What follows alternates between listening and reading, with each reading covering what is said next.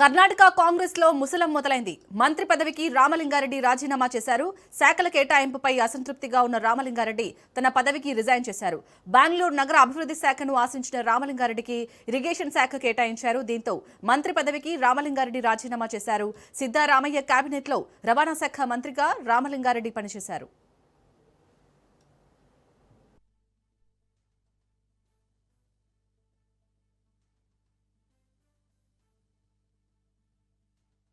June 3న DK Shivakumar సీఎంగా ప్రమాణ స్వీకారం చేయగా 13 మందితో కొత్త మంత్రివర్గం కొలువుదీరింది.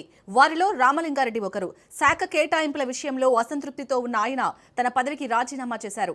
నగర అభివృద్ధి శాఖ కేటాయిస్తానని డీకే హామీ ఇచ్చారని చెప్పారు. తాను ముఖ్యమంత్రిని ఏ శాఖ అడగలేదని, ఆయనే తనకు ఆ శాఖను ప్రతిపాదించారన్నారు. కానీ తర్వాత నీటిపారుదల శాఖను కేటాయించారని తెలిపారు. అది తనకు ఆమోదయోగ్యం కాదని, అందుకే మంత్రి పదవికి రాజీనామా చేస్తున్నానని తెలిపారు.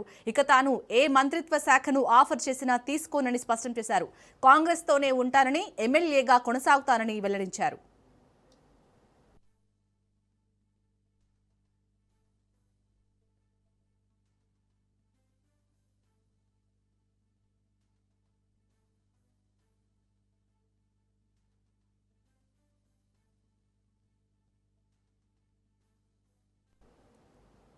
రామలింగారెడ్డి రాజీనామాపై బీజేపీ స్పందించింది. కాంగ్రెస్ లో విభేదాలు మరింత పెరుగుతాయని, ముఖ్యమంత్రి మార్పు ఆ పార్టీకి ఏమాత్రం ఉపయోగపడదని కేంద్ర మంత్రి ప్రహ్లాద్ జోషి వ్యాఖ్యలు చేశారు.